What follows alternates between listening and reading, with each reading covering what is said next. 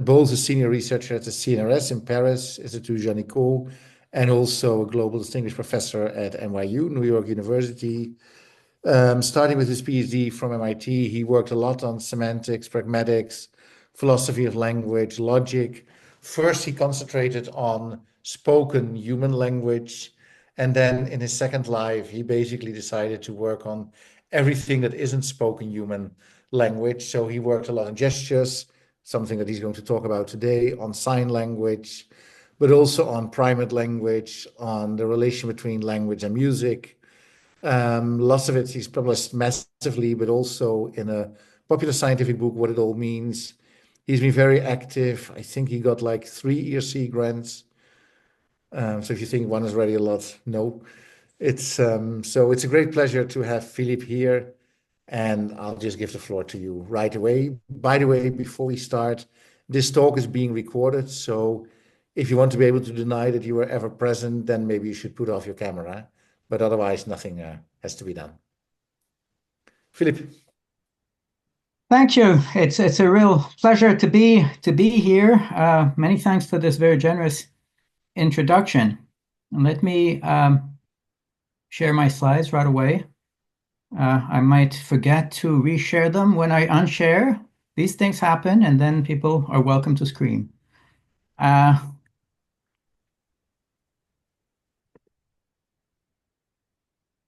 you recording, Jana? Yes, I am.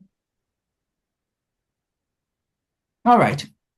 So this is based on joint work with Jonathan Lamberton, who has been a long-term consultant and co-author. He is a native signer, a deaf native signer, and obviously his contribution has been absolutely essential. So there have been 3 foundational contributions of sign languages. One is that language is not modality specific. So phonology, morphology, syntax, and semantics all exist in very similar abstract forms in speech and in sign. The second contribution is what has sometimes been called logical visibility. Sometimes sign makes visible some logical components that are covert in speech. So to give you an example that you have probably all seen in one form or another before, if you consider the sentence Sarkozy told Obama that he would be elected in English and other spoken languages, there's an ambiguity as to whether he refers to Sarkozy or to Obama. But very often in sign language, you can decide to remove the ambiguity by assigning a locus to Sarkozy, another locus to Obama, and then depending on whether you point to the first or to the second locus, you get one reading or the other. Why is this interesting? This is interesting in particular because syntacticians and semanticists alike have proposed for many years that the ambiguity is actually resolved by way of 2 logical forms with 2 different distribution of indices, as is shown on the slides right here. And so this is a case in which loci in sign language arguably make visible a component of logical forms which is not seen or heard in spoken languages. And then the third contribution is iconicity. So sign has the same types of grammatical and logical resources as speech, but it makes greater use of iconicity. And this leads to the question, how are logic and iconicity integrated in sign? And my goal today is to propose a very, very simple but hopefully general framework. The idea is logic and iconicity are integrated in sign and in fact beyond by way of what I call an iconological semantics, which is a logical semantics to which we will add a pictorial semantics in the tradition of Gabe Greenberg and Dorit Abush. So the goal is to propose a very simple framework that kind of extends formal semantics in the tradition of Montague with recent advances in pictorial semantics in the tradition of Greenberg and Abush. So I will not elaborate the point about loci, positions in signing space that are arguably the overt realization of variables. This is probably something which is well known. But I want to give you a very, very simple example where iconicity plays a fairly obvious role. So here I need to make sure that the camera works properly. Give me just 1 second. Okay, here we go. So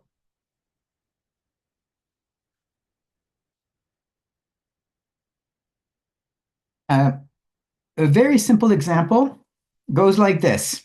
So in American Sign Language, you can say something, my group has been growing. And this is just the lexical element for grow.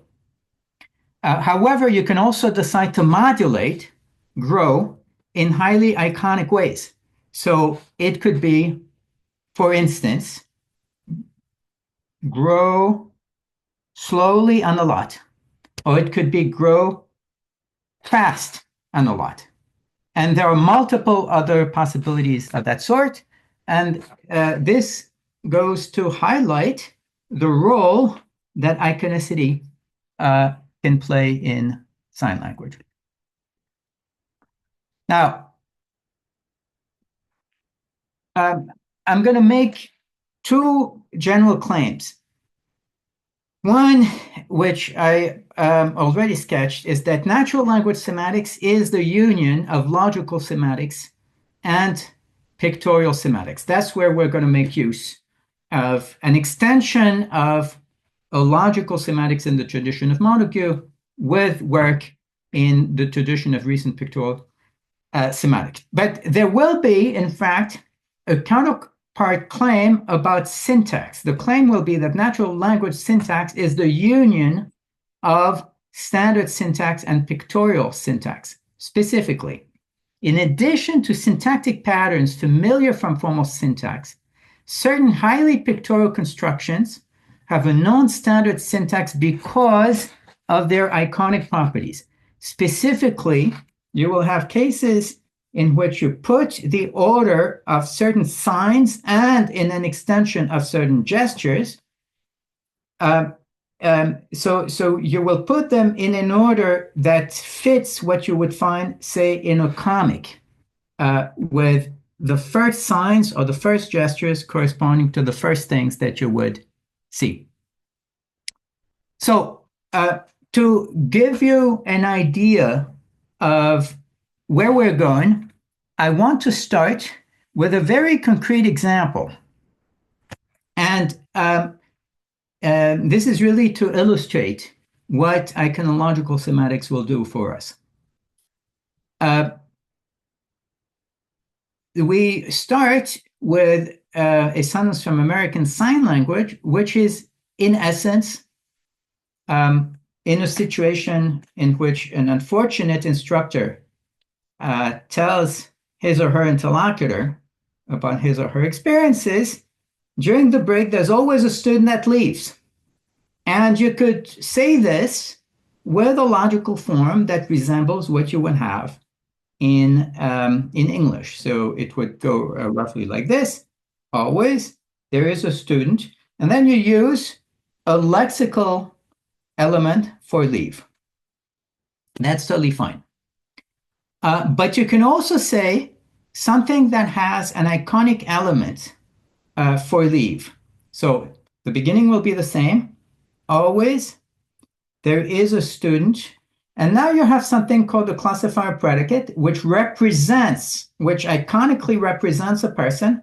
And now this thing is going to move in signing space in a way that corresponds to the movement of the students. So for instance, it could be move quickly towards the right end of the classroom, or it could be move slowly towards the right end of the classroom, or any number of modifications. And I want to show you the real ASL example, it's a little bit more complicated. I've given you a simplified version, but here's the ASL example. So I will gloss it for you as we go, but you will see the gloss in this case. A class break all, always have student leave. I will play it again. Class break all, always have student leave. And I wanted you here to focus on this particular way of expressing leave, namely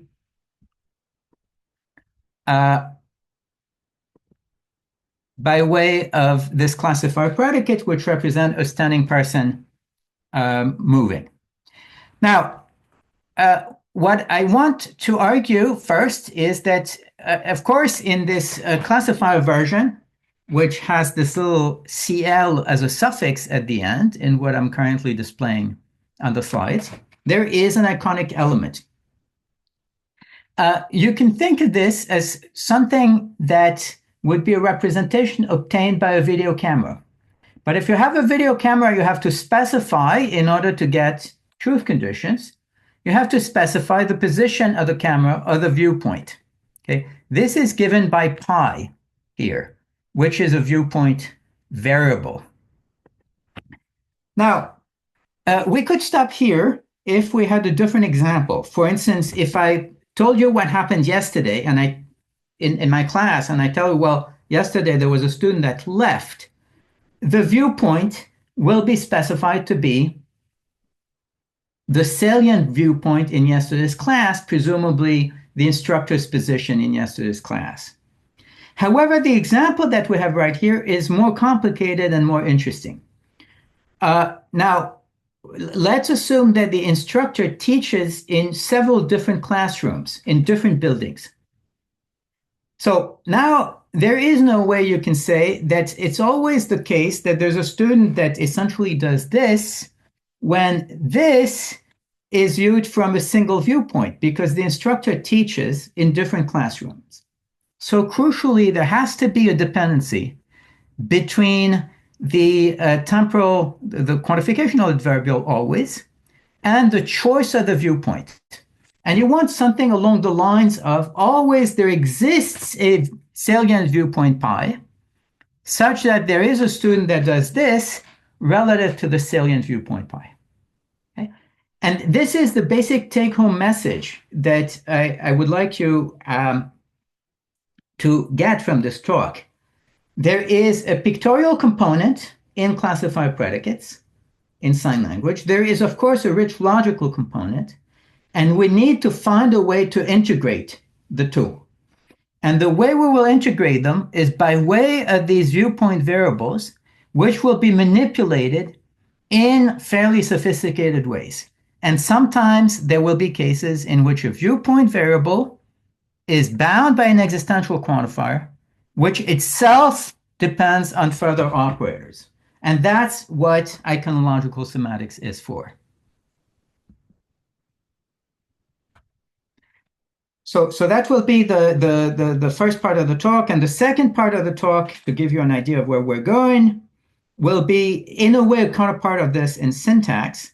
There will be in sign language and beyond, of course, the syntax that you know and love from Syntax 101, but there will also be an iconic syntax, and it will be instantiated in sign language by the very same construction classifier predicates. And the logic of this will be the following. American Sign Language has a basic word order, which is SVO, subject, verb, object. However, with highly iconic constructions, the very classifier predicates that I just discussed from a semantic perspective, there is a different word order. And the different word order is basically has preverbal objects when you express something like X ate up Y, and it has a post-verbal, and it has post-verbal objects when you have a construction that means something like X spit out Y. why is there such a crazy minimal contrast between eat up and spit out?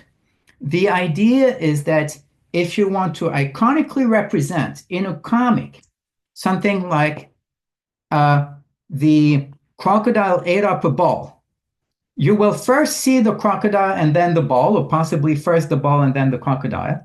But crucially, the action of eating up will be seen later. By contrast, if you have a context that specified that a crocodile had eaten up a ball and suddenly is going to spit out the ball, well, if you want to represent this in a comic, you'll see the crocodile first, and then you'll see the action of spitting out, and then you will see the ball coming out of the of the mouth of the crocodile. And that will be the argument for the presence of a completely different syntax at the core of sign language, and in fact, in gestures as well, which is based on iconic principles rather than on the principles that we know and love of iconic syntax. But it will be only for of standard syntax. It will only be for these highly iconic constructions that this will hold. Okay, so this was to give you a relatively detailed roadmap, and now I want to develop these points unless there's something which is unclear already at this point. No? All right, so I will continue. Now, I need to give you a tiny bit of background in pictorial semantics. So in really very interesting work, Gabe Greenberg proposed that it is possible to define a formal semantics for pictures based on extremely intuitive principles. So the idea was this. Think of a very simple picture like the one that you have on my slides here. So it's clearly a picture of a cube. And you want to specify under what conditions the picture is true. Well, in order to understand under what conditions it's true, you have to understand how the picture is constructed. Here, the picture is constructed by way of a particular kind of projection method called perspective projection, which requires the specification of the position of the picture, what's called the projection plane, and the projection source. And from these two elements, you're going to draw lines that go from basically edges of objects to the projection source, and you will basically mark points on the projection plane when these lines intersect the projection plane. And that's the very, very simple way in which you can get a picture of a cube in this way. And so we'll say, under what conditions is the picture true? Well, it will have to be true relative to a viewpoint. The viewpoint is made of a projection source and a projection plane. In my examples, you could think of the viewpoint as being essentially the camera position. That would do the same thing. You will evaluate truth relative to a possible world, as we normally do in semantics, and will add a time because the world changes. And you will say that the picture that you have here, the picture that I call P, is true of the world at time t relative to viewpoint pi, just in case, according to the rules of projection that is being the method of projection which is being followed, there is a cube that projects to the picture as shown by the picture. And so that's what we say here, which is that basically the world, the situation you're in, should project to what is shown by the picture at time t from viewpoint pi. Okay? And at this point, you have a very general formal semantics for pictures, which uses almost the same parameters that we know from formal semantics, in the sense that you have a world parameter and you have a time parameter. The one thing is that we don't have a viewpoint parameter in semantics. That's the reason I want to add viewpoint variables in the analyses I'm going to offer. Now, there was a second useful observation that Greenberg made, which was that you can get a notion not only of a picture being true wholesale at a world, but you get a more fine-grained notion as well. In the picture that you have right here, you can in fact get, through means which I'm not going to discuss, which I will take for granted, the fact that not only is the picture true in the world as depicted right here, but in addition, you can see that the pink shape will refer to the blue square. And so you have a more fine-grained notion, not just of truth for a picture, but of reference of a picture part to objects. And then there's a third observation, which will be useful for us, and that is due to Dorit Abush, who considered not just individual pictures, but sequences of pictures, silent narratives. And she made a very simple observation. Start with the very, very simple comic that you have right here, made of two pictures. And you want to say intuitively that you have two cubes moving away from each other. Okay, that's, you have the light gray and dark gray cubes in picture P1, they're together, and then the same cubes are further away from each other in picture P2. But what Abush notices is that despite the fact that we jump to the conclusion that the cubes in picture P2 are the same as the cubes in picture P1, the formal semantics defined by Greenberg does not give us such a thing. All it tells us is that there are objects that project to the picture as shown by P1, and there are possibly different objects that project to the picture as shown by P2 in slightly different positions. But there is nothing that guarantees that it's the same two cubes that appear in the first picture and the second picture. It could be cubes that are basically just like them in terms of projection, but they don't have to be exactly the same cubes. And what Abush proposes is to enrich the system with covert variables. So she basically argues that there are covert variables v1 and v2 in this case, and that by virtue of having the same variables v1 and v2 in the first picture and the second picture, we can implement the reading, which is the natural reading, on which there's co-reference between the light gray cube in the first picture and the light gray cube in the second picture, and the dark gray cube in the first picture and the dark gray cube in the second picture. Okay? One consequence of this is that if you take pictures, if you take variables, pictorial variables to correspond to basically areas of a picture, as I have shown on the slides right here, you have the consequence that pictorial variables have to move from one picture to the next. So you can see in particular that the variable v2 was towards the center of the first picture, but then it's towards the right of the second picture. And we'll see something very similar in sign language. We'll see that variables realized by loci can sometimes move in space. I will skip various refinements that you need to apply to this framework.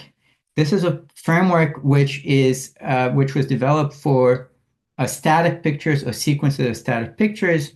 In sign language, in the example I gave you at the outset, with the student leaving, we're dealing with continuous animation, not static pictures. We're dealing with 3D representations, not 2D representations. We're dealing with things that have a partly conventional component and only a partly iconic character. These are all refinements that you can make, but they don't modify the heart of what I'm going to tell you about. Okay, so now what I want to do is make use of these ideas to revisit, in a way, well-known data from sign language.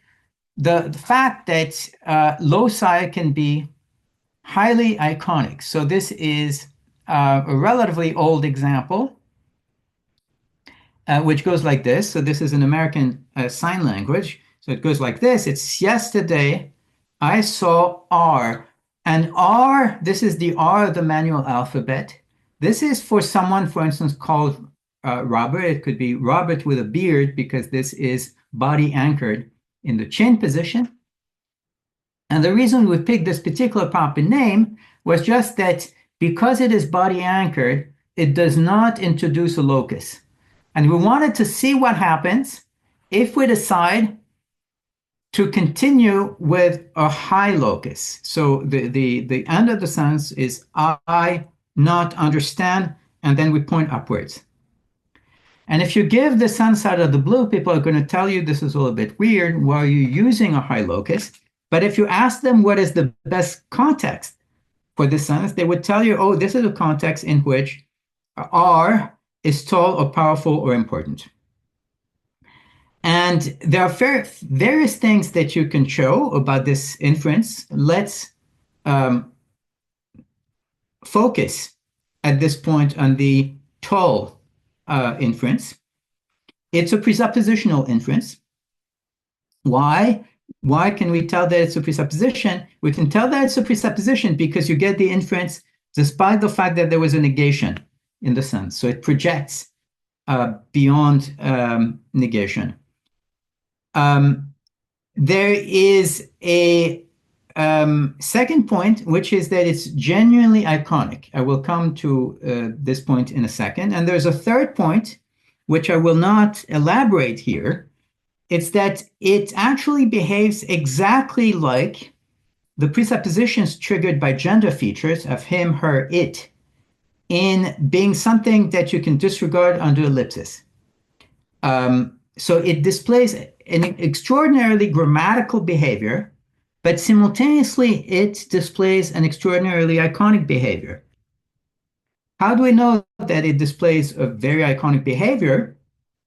It's because when you look at examples where you put people in all sorts of weird positions, so this is a complicated example from French Sign Language, in which we're talking about two astronauts, a giant and a short person. And because they're training to be astronauts, they're going to be put in all sorts of weird positions. The positions are going to be like this, upright position. They're going to be like this. They're going to be like this. They're going to be like this, upside down position. And the target sentence in the upright position was, we say at some point, the giant liked himself. And it goes like this. He likes himself. You have high pointing, the verb like, and then the reflexive himself, which also targets a high position. So this is a high locus with a heavily grammatical use, because there is, of course, a reflexive pronoun.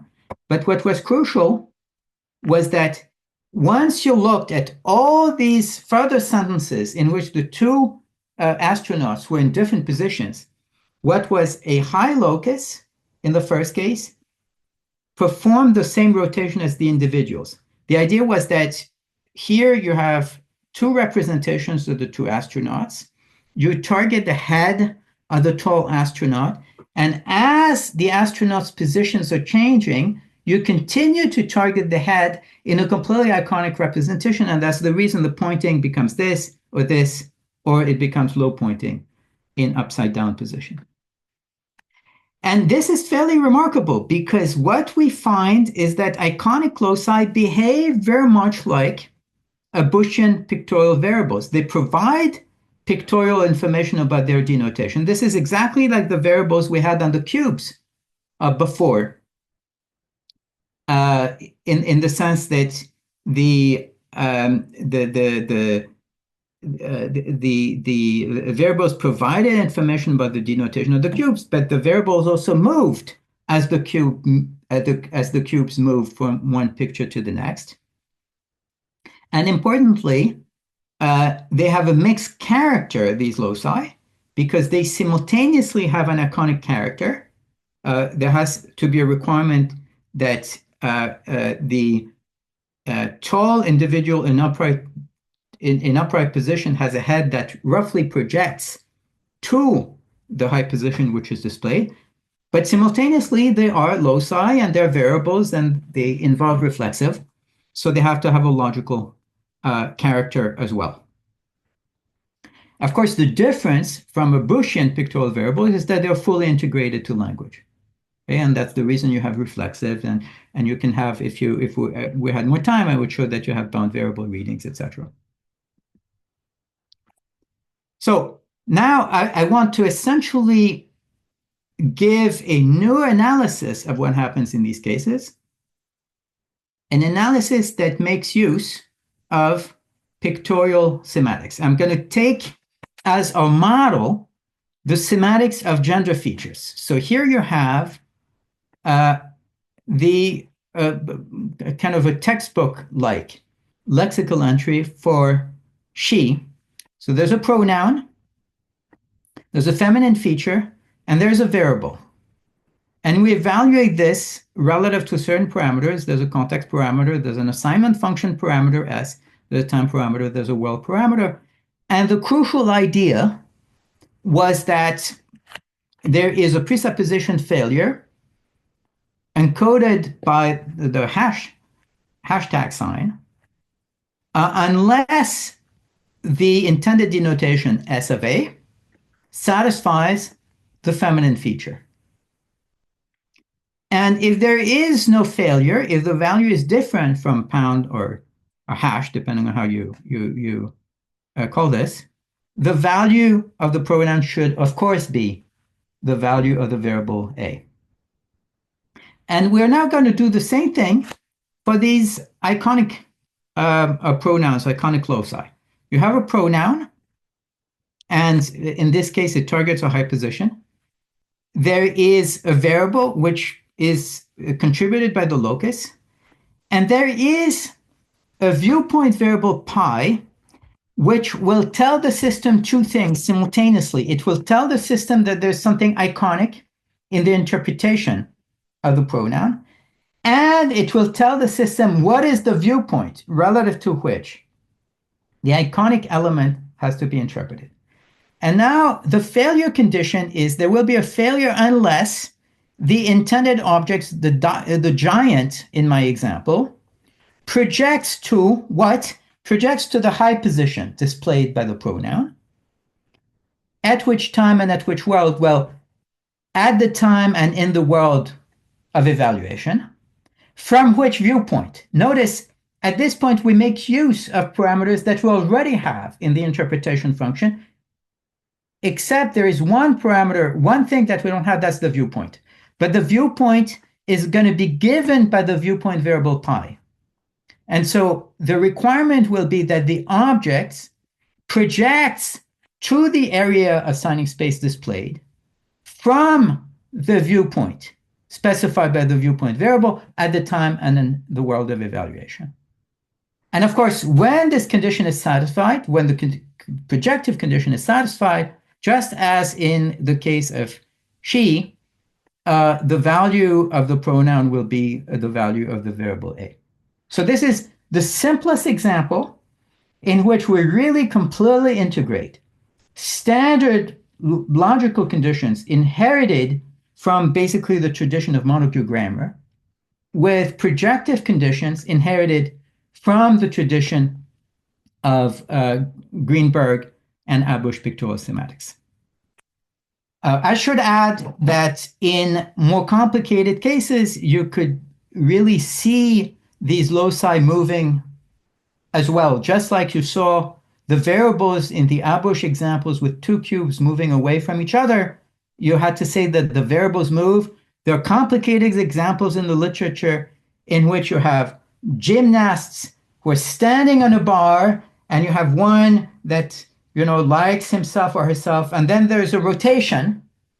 And after there is a rotation, instead of pointing high, you point low. But this is all with co-reference. And so this makes the point that Abushian variables are instantiated in sign language. Okay, if something is unclear, I'm happy to take clarification questions at that point. If not, I'll continue. So I now want to take the second step and go back to classifier predicates to show you a more sophisticated use of this framework. So I will not reintroduce classifier predicates. Their properties are that even though they're shaped, so this is the vehicle classifier, which is well known in American Sign Language, even though their shape is conventional, their position, orientation, and movement in signing space is entirely free. So, a vehicle classifier can do all sorts of odd things in signing space like this or like this. So it's free, unlike that of other signs, and it's interpreted iconically. That's the reason this is the super iconic component of sign language. And these classifier predicates are very interesting for us because they have a logical component and an iconic component, and we're going to integrate them by way of iconological semantics. And so I'm going to start with a very simple minimal pair that displays a contrast between two minimally different nouns. There is the normal nominal for plain, which is like this, and it involves a slight repetition. This slight repetition in American Sign Language is a characteristic of many nominals. And by contrast, there will be a classifier predicate version, which is essentially the same thing without the repetition and also with greater flexibility in where you can sign it. So I will now show the semi-anonymized version of this video. The target sentence is, this is about an airport, and you say here, whenever, and then you will say essentially something like a plane and a plane take off at the same time, there is danger. But there will be a slight difference in meaning between the standard nominal version and the classifier version.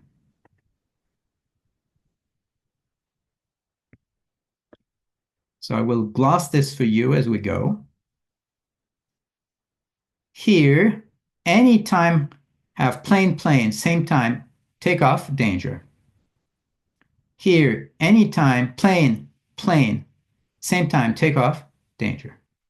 So it was almost the same thing. I'm happy to play it again if some people want me to play it again. It was almost the same thing, except that in the first version, you had plane, plane with a tiny repetition and kind of a neutral height. And in the second case, because you're talking about planes which are initially on the ground, and because you're using classifier predicates, they're lower down. Plane, plane, and there is no repetition. Okay? And you might expect that the meanings are the same, but the meanings are not the same. The first sentence is, or at least can be understood to make a claim about whenever there are two planes that take off at the same time, irrespective of their positions. The second sentence, by contrast, interprets this plane, plane, as referring to two planes in parallel position, because the orientation of the classifier predicates is going to be interpreted iconically.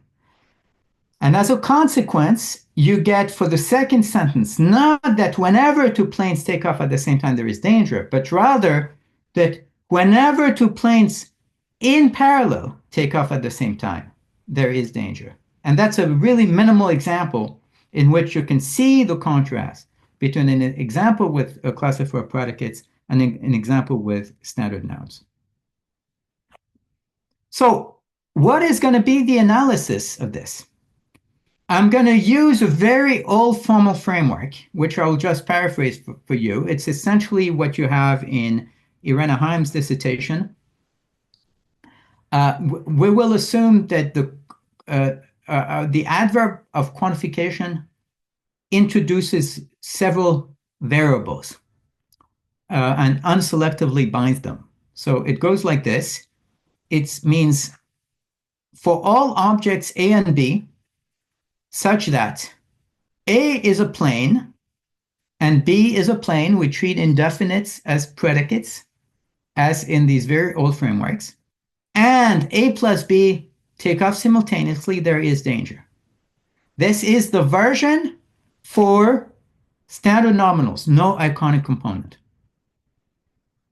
And now the only modification that we're going to make when we introduce the classifier predicates is that we add a little suffix CL at the end of plane, and we add this little viewpoint variable pi, which, as before, will tell the system two things simultaneously: that there is something iconic, and also what the viewpoint is. So what the final truth conditions will be for any objects A and B such that A and B simultaneously take off, but crucially, A and B, A projects to the position shown by the first picture, and B projects to the position, sorry, A projects to the position shown by the first classifier, and B projects to the position shown by the second classifier, there is danger. And it is because of the pictorial component that we end up with a more specific meaning. That's the key idea. This is all due to the addition of this little viewpoint variable in the logical form, which tells the system that there's something iconic and tells the system what is the viewpoint with respect to which it's interpreted. Okay, so in the case of plane, where this is not a classifier predicate, we're going to do something extremely boring. We'll assume that the indefinite comes with a variable, and what you expect is what you get, which is that this entire thing makes the claim that the predicate is true of the variable. There's nothing particularly interesting here. What is interesting is what happens with the classifier predicate, where things at the beginning will work in exactly the same way, but crucially, the classifier predicate will not just require that a certain lexical predicate, being a plane, be true of a certain variable, but in addition, that the object denoted by the variable project to the position displayed by the classifier predicate. That's the part in red, which is the crucial component contributed by iconological semantics. So the part in red tells you it should be the case that the denotation of the variable projects to the classifier, the relevant classifier, the first classifier, at the time and world of evaluation. From what viewpoint? From the viewpoint specified by the viewpoint variable. And that essentially gives us the truth conditions that we want at the end of the day. So the crucial idea is that the lexical component of classifier predicates, in a way, has two components. There's a standard lexical component which tells you that it has to be true of planes, but there is on top of this a projective component that the planes it is true of have to project to the right part of signing space as displayed by the classifier predicate. And you can generalize this to all sorts of further examples. So we'll sketch another example from American Sign Language. And again, they're going to make slightly different truth conditions. It's essentially class, anytime have French, and then you could continue with person, person, person, and then you continue with they, and you say argue. And that would mean anytime there are three French individuals in class, they argue. But you can also decide to use classifier predicates for the individuals. So now we are using the sitting classifier predicates, which specifies that it should denote a sitting person, that's the lexical component, but also that the three sitting individuals have to be as displayed. So the first has to project to this position, the second to this position, and the third to that position. And there is now a difference in meaning, which pertains not just to the fact that the second sentence pertains to three French people sitting, but also that they have to be sitting close together. And they have to be sitting close together because now the particular representation of the classifier predicates creates a picture of the three individuals denoted. Okay, so this is what the framework allows us to do. But so far, I have restricted attention to the simplest cases. Cases in which the viewpoint variable in cases in which there's a single viewpoint variable and it's free, it's given by the context. It doesn't interact with further operators. But of course, if you decide to put viewpoint variables in the object language, in principle, you can do things with these variables. What can we do with them? Well, we can bind them. And this is the example that I started out with at the beginning. Always, there is a student that leaves with a classifier predicate representing someone moving. And here you have the viewpoint variable, but crucially, the camera position has to be different for different situations, quantified over by always. And so you need some kind of dependency between the viewpoint variable and the adverbial. And one way to capture this interaction is by saying that the viewpoint variable is existentially quantified by an existential quantifier, which is itself in the scope of the universal quantifier. And then we'll see cases in which you have two different viewpoint variables in one and the same sentence. So let me, actually, for reasons of time, I will just remind you of what we saw at the beginning with the contrast between leave and leave. Maybe I'm just going to show you a little bit more completely the ways in which you can modulate the classifier predicate in highly iconic ways. So I will gloss this as we go. Class break, all, always have student, leaves. Class break, all, always have student, leaves. Okay, this is the same sentence. I actually thought I had further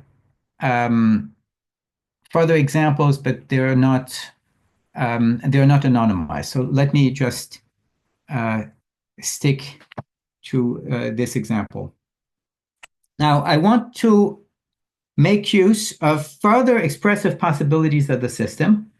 We will now look at a sentence in which the logical form will work like this. There is a student who walks in a particular way in one situation and walks in another way in another situation. But crucially, we will look at two classifiers which are analyzed which are represented with two different camera positions. So let me give you the entire context. The context is that the signer teaches a philosophy class and a linguistics class in different buildings. And then the target sentence is there's a student who always leaves from the right during the philosophy break. And this will be represented like this, with the classifier moving towards the far end of the class on the right. And leaves from the left during the linguistics break, and that will be represented with a classifier that goes towards the left of the class in the linguistics break. Now the important thing is these two things cannot be represented from the same viewpoint because they represent individuals leaving in different classrooms. And so that will be the argument for positing that there are two different viewpoint variables in one and the same sentence. So let me show you the semi-anonymized version of this.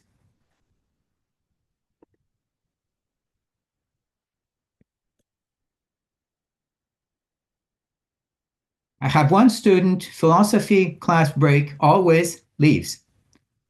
Linguistics class break, always leaves. Okay? So I guess you could see that if you were to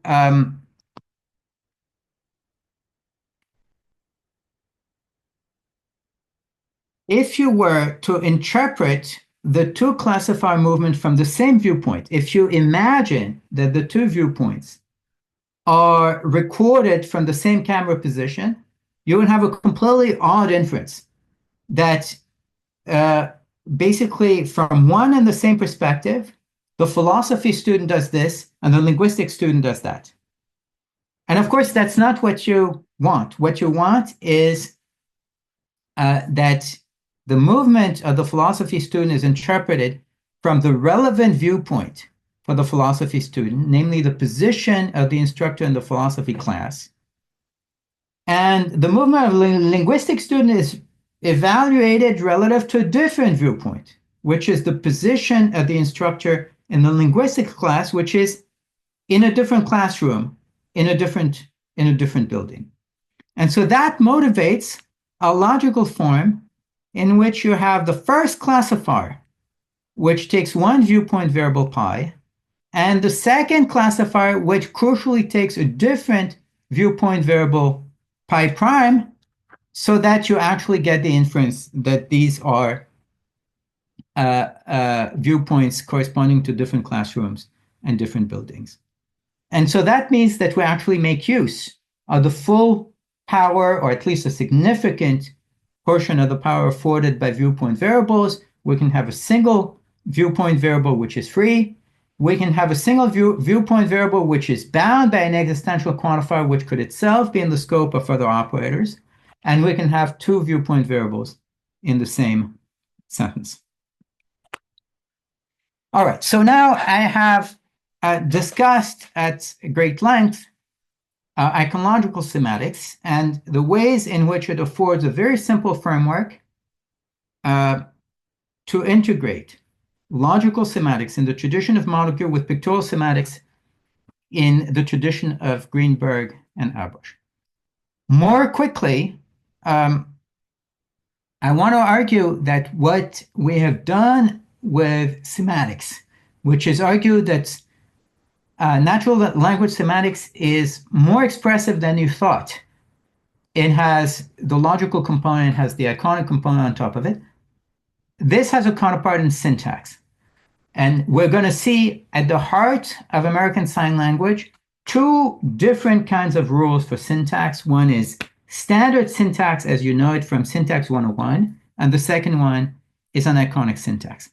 So just to give you a little bit of historical background, it's a very old observation that classifier predicates in American Sign Language depart from normal words in their syntax. The basic word order of ASL is SVO, modulo a lot of freedom having to do with information structure, but very often in classifier constructions, preverbal arguments are preferred. Now, we're going to follow intuitions from the literature, in particular by Napoli and colleagues, though not at all the implementation, about the fact that there is, in iconic constructions,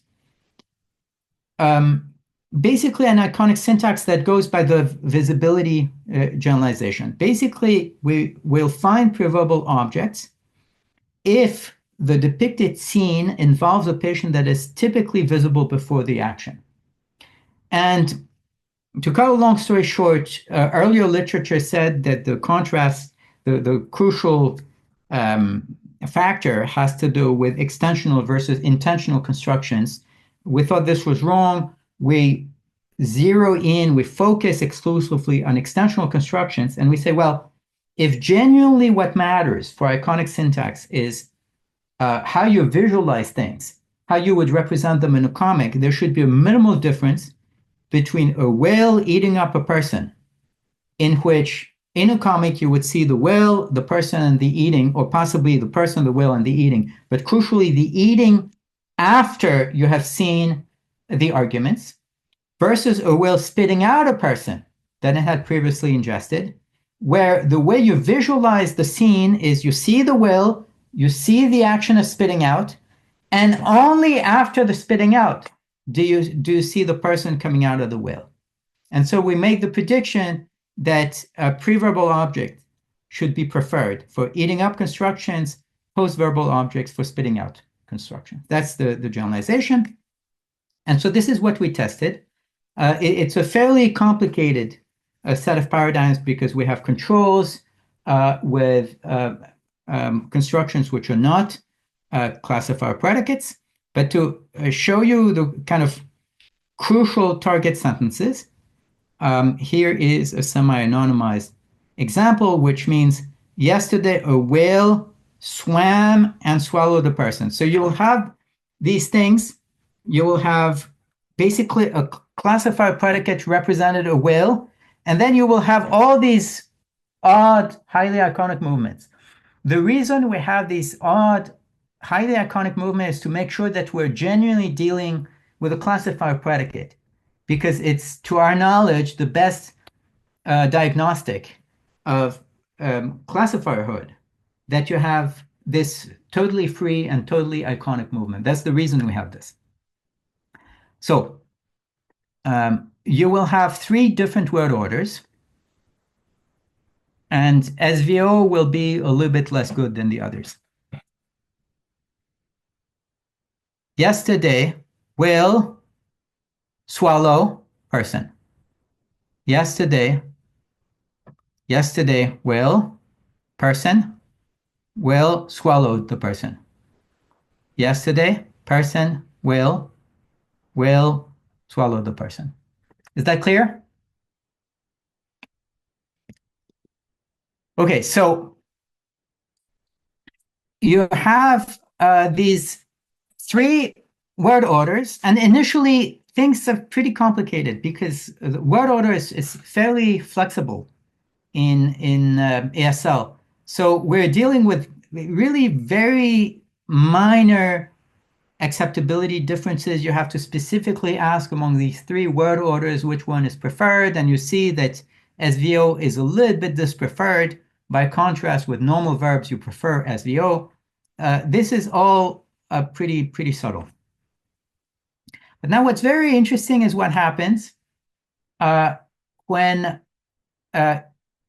you tell a complicated story, which was the day before yesterday, a whale ate a person, and yesterday the whale spit out the person. Now the preferred word order is going to be SVO. That's the first thing. So one of the good word orders will be SVO, but the crucial point will be inferential. So I want to show you the examples.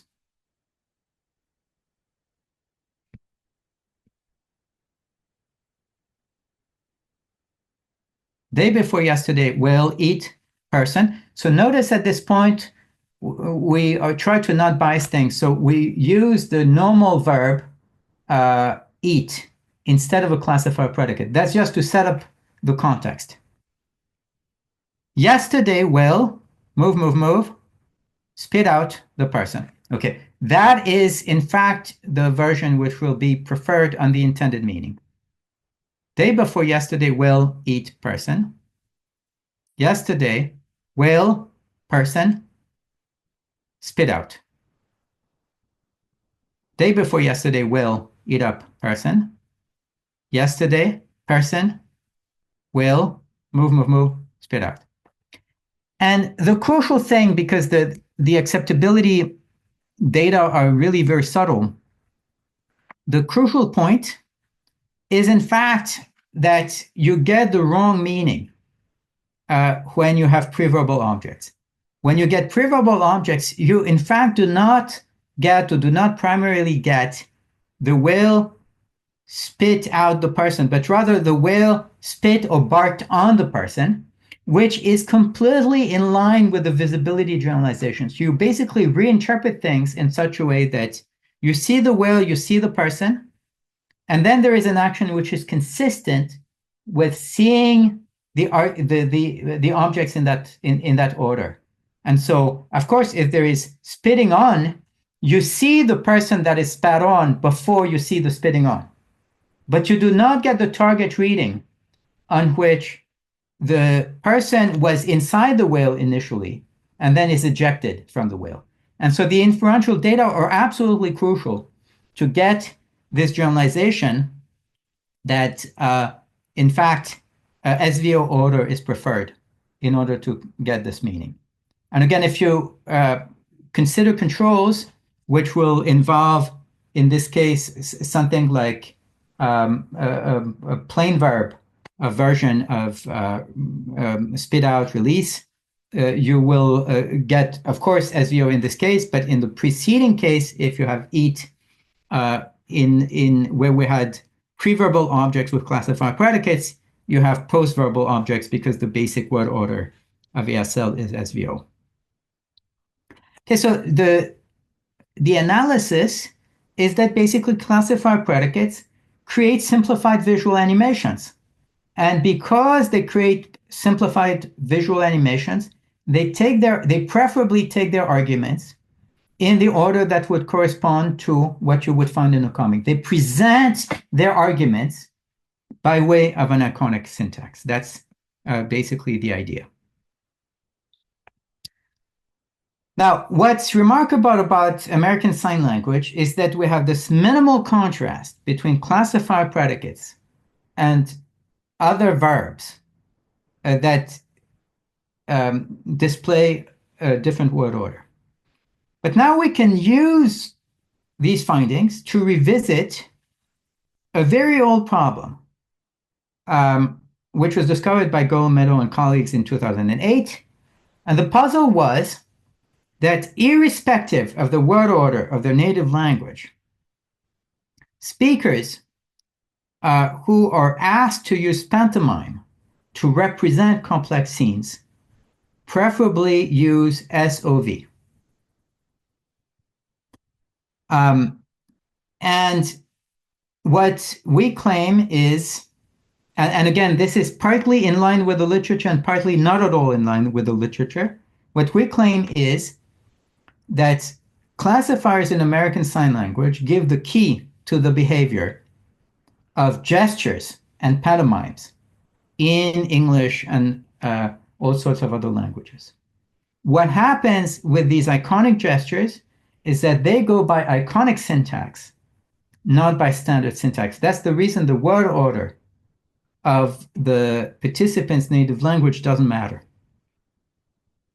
But of course, if our reasoning is correct, we predict in gestures a minimal contrast between eat up type predicates and spit out type predicates.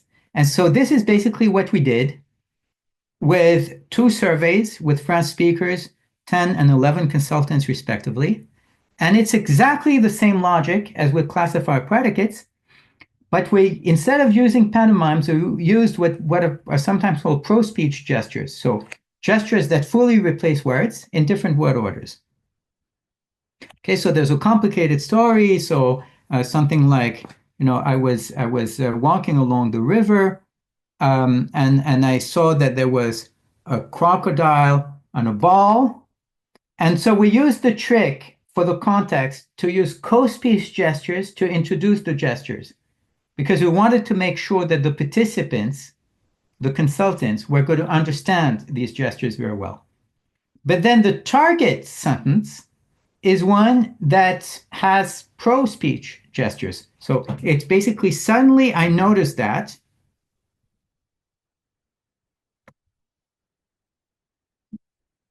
okay, so it goes like this. You have the crocodile moving and eating up the ball. And in fact, you might realize at this point that the way I have realized this is a little bit odd. And this is what our participants told us is no, a better way to do it, if you give them several options, is to have the crocodile and the ball before the gesture representing the crocodile moving. So it could be SOV, it could be crocodile, ball, and crocodile eats up the ball. Or it could be ball, crocodile moves and eats up the ball. These are preferred. And of course, the crucial thing is if you tell a complicated story whereby you saw that a crocodile had eaten up a ball, and they say, oh, but fortunately 2 minutes later, and then you have crocodile and moves, and spit out ball. Now subject, verb, object is preferred. And in this little survey with 10 and 11 consultants, we also had inferential questions. And we found the same general tendency as we did with ASL classifier predicates, that if we used SVO in the first case, if we used a pre-verbal object in the second case, we tended not to get the right meaning.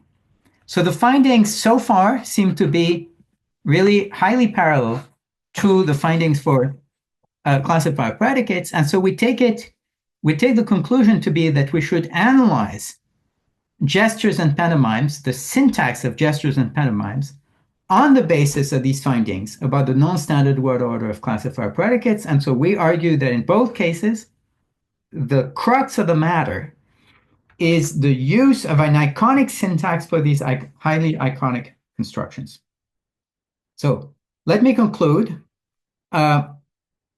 It is well known that sign languages have the same kinds of logical forms as spoken languages, and in some interesting cases happen to make some aspects of these logical forms more transparent.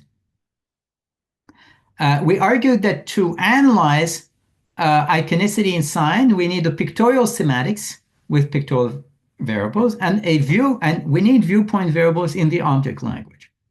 Iconological semantics is an enrichment of logical semantics that integrates iconic and logical conditions specifically by way of viewpoint variables, which can remain free or be bound. There can be several free viewpoint variables, and they can be bound by existential quantifiers, which are in the scope of further quantifiers. If I had more time, or if you're interested in the question period, I could discuss the need to consider more sophisticated notions of viewpoints, in particular, moving viewpoints which are time dependent, which are in different positions at different times. That's something that John Lamberton and I are working on at the moment. There's actually a further extension which we're working on, which has to do with the integration between viewpoint shift and context shift / row shift. This is all in the works.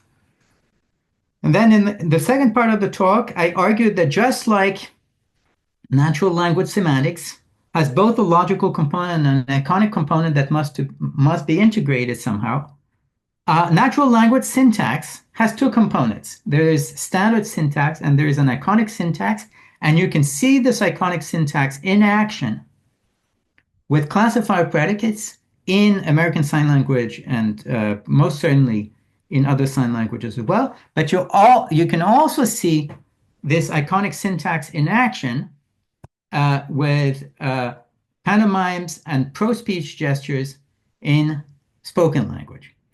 And finally, I want to conclude that I think very clearly sign language has a foundational role to play in semantics, and I should add in the philosophy of language, because it makes it possible to revisit very basic assumptions about the kind of framework that we need to analyze natural language semantics.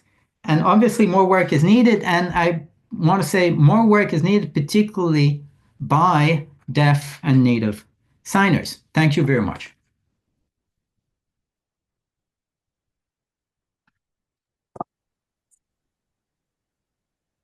Thanks a lot, Philippe. And now it is time for questions. And even though Mitya is not a student, he is the first one to raise his hand. So I'm going to give the floor to Mitya. Oh, if there are students, you should give the floor to them. Well, actually, there is one student question in the chat, so let me read it out. It's a question by Christina. How are infixes in sign language expressed? For example, the infixes in standard written or spoken Turkish. So what about agglutinating languages like Finnish or Turkish? This is a question that goes in a very different direction. One would have to ask, I have certainly not worked on anything like infixes in sign languages, nor do I know that there is a direct counterpart of these. But I think the question to ask would be about the semantic phenomena that are made possible by these infixes, and ask how they are realized in sign languages. But I would need to know more about the underlying data and generalizations. Okay, then we go back to Mitya, and after that, Clement and Rishab. Thank you very much, Philippe. It was great. By the way, hi.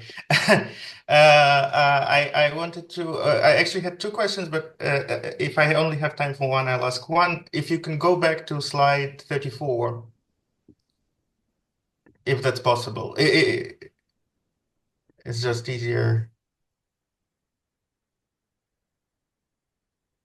Yes.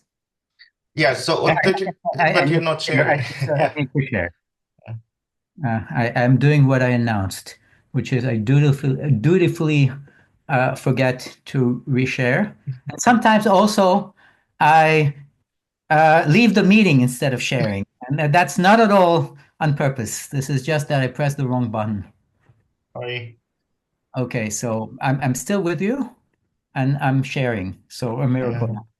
Yeah, sorry. So what I was wondering about is about the binding of the viewpoint variable as a, an argument of having it in an object language. I was wondering specifically about the choice between an existential quantifier binding the viewpoint variable versus non-selective binding by always, since for whenever, for example, we had unselective binding already. And I guess, what I was thinking, a way to tell would be to see if viewpoint variables can be Dunkey anaphoric. So have you thought about that? And the difference between binding it by an existential quantifier versus by actual other quantifier. Yeah, this is really an excellent point. So there are actually three options. One is existential quantification over viewpoints. Another one is to have functional viewpoints, which can depend on further variables or on a time parameter and a world parameter. And the third one is the one that you discussed. We have not discussed the one that you envisage, and we were wrong. I would imagine that you really might get these donkey readings. We discussed the first two, and the choice between the first two is very complicated. So basically, the crucial argument for the choice of the first two has to do with certain negative environments. If you say it's never the case that, and then something like this happens, there is a risk if you have functional variables that you're going to have a reading which is much too weak. It is never the case that relative to the viewpoint, or it is not the case. It's much simpler with not. It is not the case that this. So if you simply have a functional variable, a functional viewpoint, the fact that it's functional doesn't play a role here because we just have a negation, and you're going to get something which will be extremely weak, which is just that you don't have something which is like this represented from basically the salient viewpoint. So we kind of said this particular version is not so great, but really, if you pick your viewpoints well, you can get the system to work, particularly if you say that there's at all times a salient viewpoint which is specified. And in the recent work that we are doing, which is an extension of this, we show, for reasons that I could go into later if you're interested, that we need moving viewpoints anyway. And so that makes the choice much more complicated, just between functional viewpoints, which depend on times, and existential quantification of your viewpoint. And then on top of this, there's the unselective binding choice we have not considered. So these are all, I should say, these questions tend to be very complicated in general. Very often you can reframe things from one system to another, but sometimes there are very special predictions that ought to be tested. We tried to do this a little bit, but the truth of the matter is that it's very complicated. But our hope is that various people will work on this and will improve the framework, and either will use the framework as it is because it's so simple for their own work, or will improve the system to make it more elegant. But your question is absolutely excellent. Thank you. Okay, and then Clemens is next. Hi, Philippe. Can you hear me? Thanks for the talk. So I had a question relating to the iconic syntax part, which I thought was really interesting.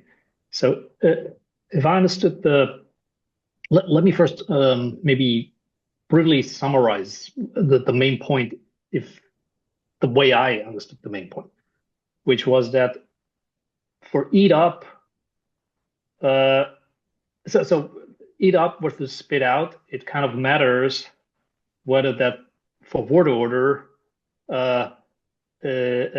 whether there is for lack of a better word, an entailment that the object was visible before the action, right? And so I wondered, I wanted to whether you had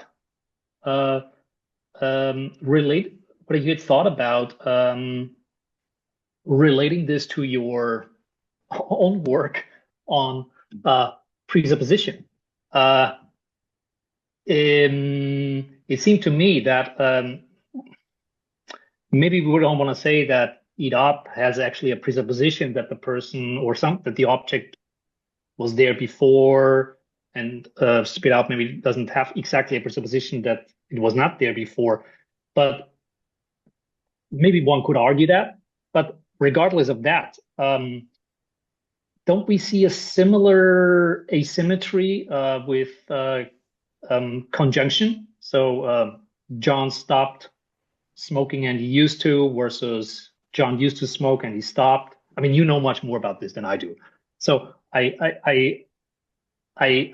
guess my question is, are you thinking about arguing that such an iconic syntax is more generally needed, say for spoken English, for instance, as well? So it's a fair point. So we thought that in terms of presupposition, it was going to be very, very hard to get a contrast between the two cases, because the two cases already established the presence of the person.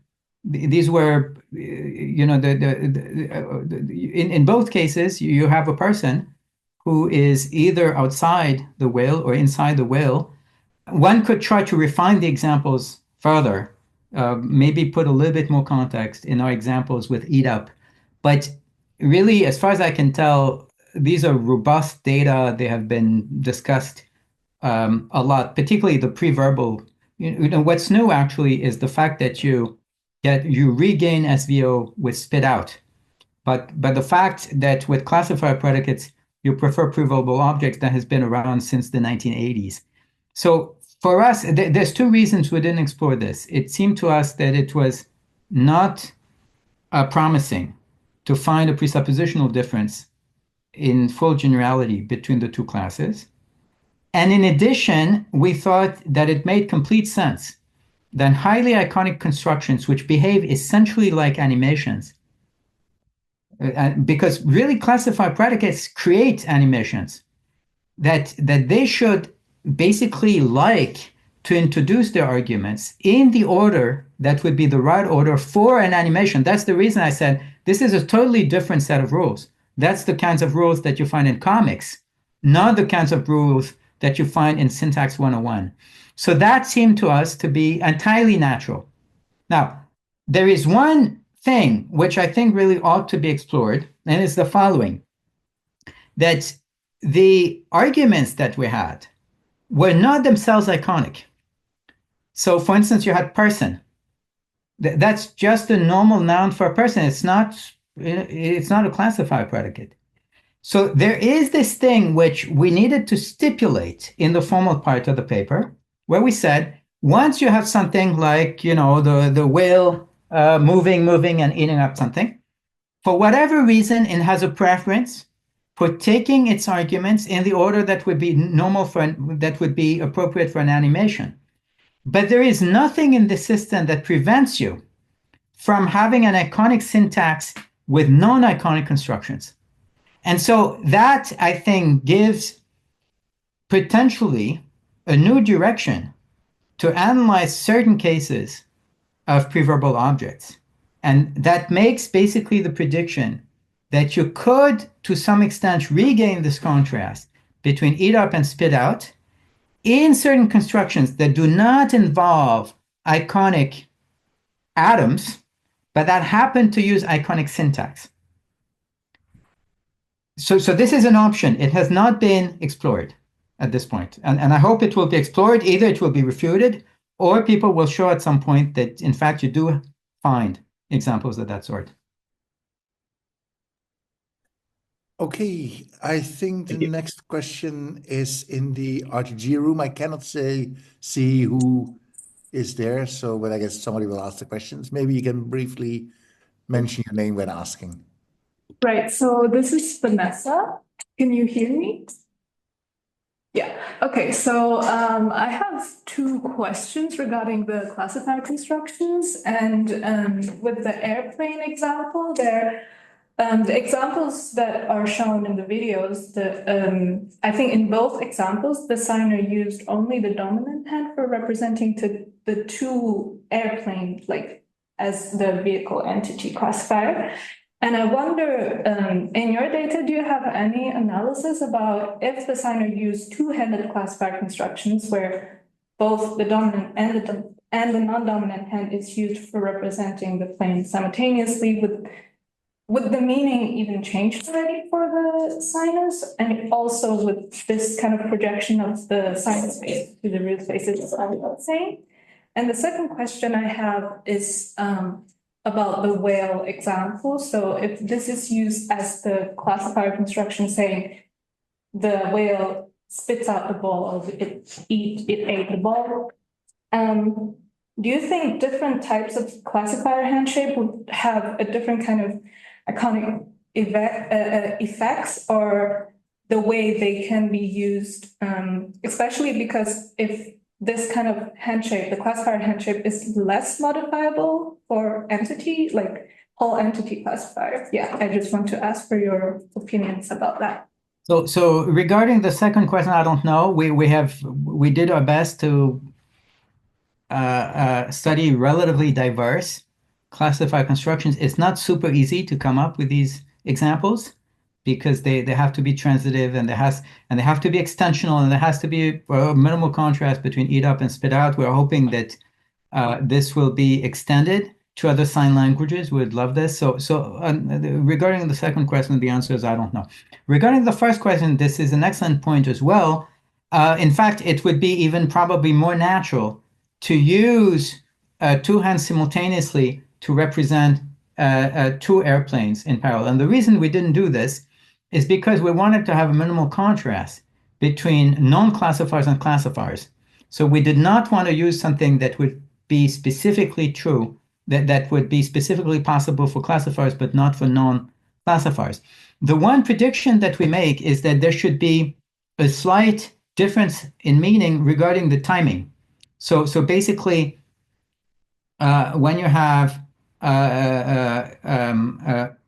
airplane with two classifiers simultaneously, you basically create two iconic representations. Of course, signing space, and in simple cases, the viewpoint remains the same, but there could be a little bit more leeway in terms of when they occurred. If you have the two hands simultaneously, I would expect that the two airplanes have to be on the ground simultaneously. So there will be slight differences along these lines.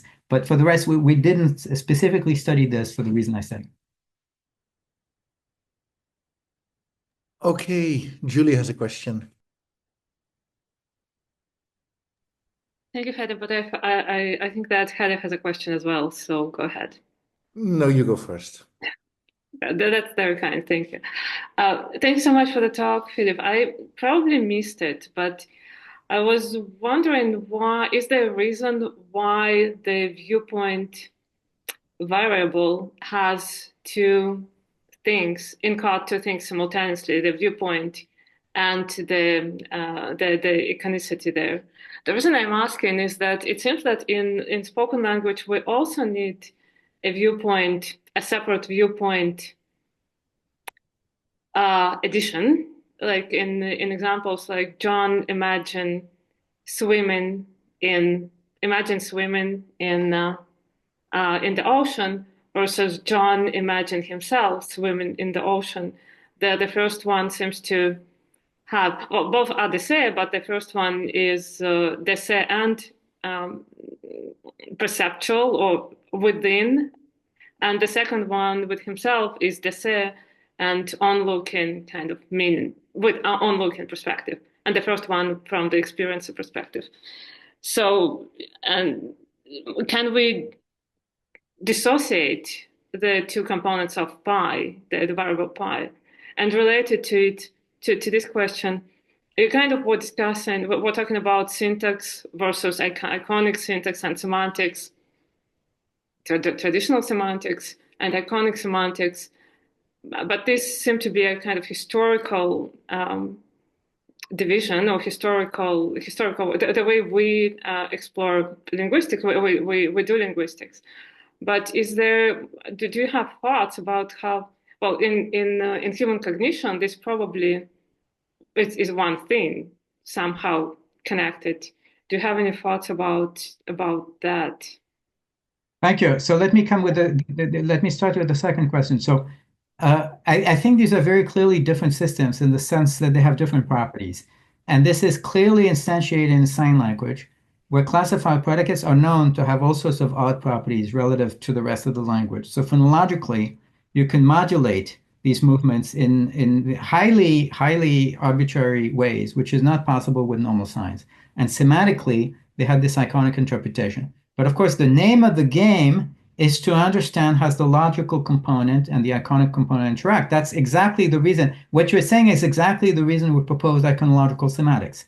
That's to say, there is a unified system. However, just like in standard work, there's going to be in syntax, there's going to be case theory and there's going to be binding theory, and they're very different things, and they're very clearly different modules with different properties. So it is with natural language semantics that there's the logical module and there's the iconic module, but they need to be integrated. We need to explain in detail how they're integrated. Now, regarding the first question, we decided that the viewpoint variables were going to do double duty in this way for reasons of simplicity. And in principle, you could separate out these two things. For instance, you could say that the little suffix CL is what tells the system that there is something iconic. But notice, as soon as you have a viewpoint variable in this particular version of the system, there has to be something iconic, because these are viewpoint variables for basically an iconic semantics. But you could ask, what about viewpoints in general? We did not study your specific type of examples, but we studied something different. So here I have to mention basically one extension that we did, which I did not present for reasons of time, but which you can find in this recent paper, Iconological Semantics, which is that everything that I did with classifier predicates and the integration of iconic and logical conditions, we redid with pro-speech gestures in spoken language. We said, well, you look at examples involving, for instance, a plane going up in a slightly odd fashion. You're going to replicate viewpoint dependency, and you're going to replicate everything that I said, that sometimes there can be a single viewpoint variable, and sometimes there can be a viewpoint variable existentially bound by an existential quantifier, and sometimes we can have two separate viewpoint variables in one and the same sign. And once you had this, we were able to test a little bit, we didn't do something sophisticated, but we started to test the correlation between gestures like, someone, I'm not sure it was the best gesture, but that's what we used. A person walking to work, for instance, versus coming to the office or coming home.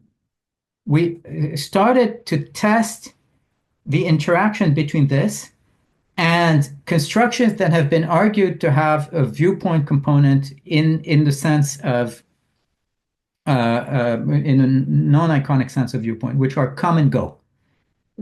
So there is, in fact, sophisticated work on the semantics of come and go. It tells you this is relative to something, this thing is not the context, this thing is a viewpoint, etc. We started looking at the correlation in order to start testing whether the iconic notion of viewpoint and the notion of viewpoint that you have in come and go might be the same, and they might very well be the same. And if that's the case, we have to do exactly what you suggest. We have to basically unify these things. This is a more ambitious project than what we have done, but it's sketched in the paper. There's an appendix in this. Yeah, thank you so much. Thank you. Okay, thank you, Philippe. This was a great talk. And I'll take the final question.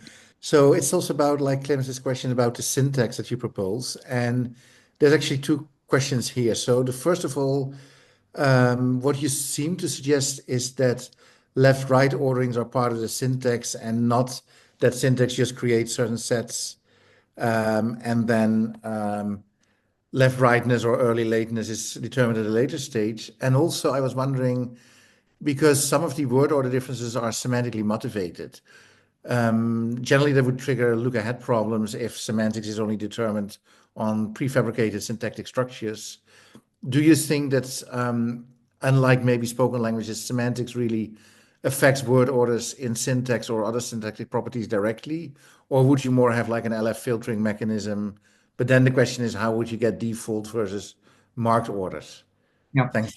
No, these are highly relevant questions. So as far as we can tell, we have no choice but to say that for the iconic component, left-right really matters because the visibility generalization is stated in this way. This need not have consequences for non-iconic syntax because really the take-home message is these are two entirely different systems. So it could be that in standard syntax, left-right order plays a superficial role, but in iconic syntax, it doesn't. And then when you say so look ahead property, but another way to say it is that the word order is entirely determined by semantic considerations. So how you want to implement this, you could basically overgenerate and then say that certain word orders crash or get the wrong interpretation of the semantics. There's various ways to do it, but I think the crucial insight is that this is entirely determined by semantic considerations. One thing which is entirely up for grabs at this point, and which I would love to see extended, is that iconic syntax itself interacts with further processes. And in particular, you can apply information structure operations to this.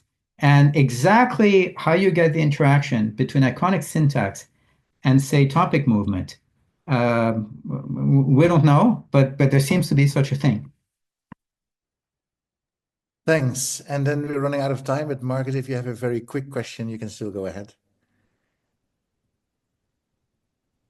Marcus? Yeah, sorry. I have two quick questions, and I'm sorry that I stole you the last question. Thanks a lot, Philippe, for this nice talk. Just two very short things. One is related to Vanessa's question about simultaneity and non-simultaneity. What are exactly, or how can we exploit the iconic potential things have like classifier construction? So for example, what are the relevant parameters like that are really simultaneous or they're not simultaneous, the distance between things when people are sitting next to each other? How do these things come into play? Yeah. So this is highly relevant, and this pertains to a model that we have towards the end of the paper. It's not very sophisticated, but it's sophisticated enough for our purposes, which was to replace pictorial semantics with a 3D semantics appropriate for classifiers. And so basically what we said at that point was that objects were going to be represented. So basically, you wanted to represent both the position and the orientation of objects. And we did this in a particular way by way of 3 vectors, and you could do it in a more elegant fashion. But the advantage of this is that for something like, a vehicle, an airplane, we didn't have to interpret the details of the classifier because that would be wrong. A significant part is entirely conventional. But then the parameters that we interpret are the ones that are given basically by the position and by these vectors that give you the orientation. And so when you have several, of course, the distance between them is going to be interpreted.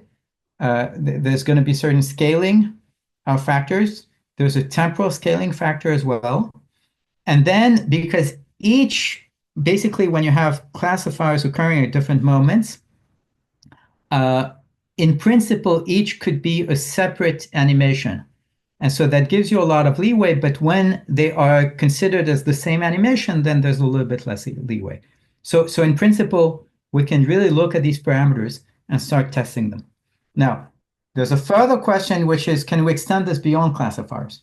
So in a way, I did extend it beyond classifiers at the start because I wanted the simplest possible example, which was iconic loci. But you could ask about these examples with growth, for instance. Could these be revisited from the perspective of iconological semantics? I believe so, I hope so, but this is work for future research. Thanks a lot. And this is then the end of today's colloquium. Let's thank the speaker again. Thanks a lot, Philippe. And thanks a lot, everybody, for attending. And see you all. Next week, there is no colloquium because there's both ale and console going on in Göttingen, and there's a regular colloquium again in 2 weeks. Thanks a lot.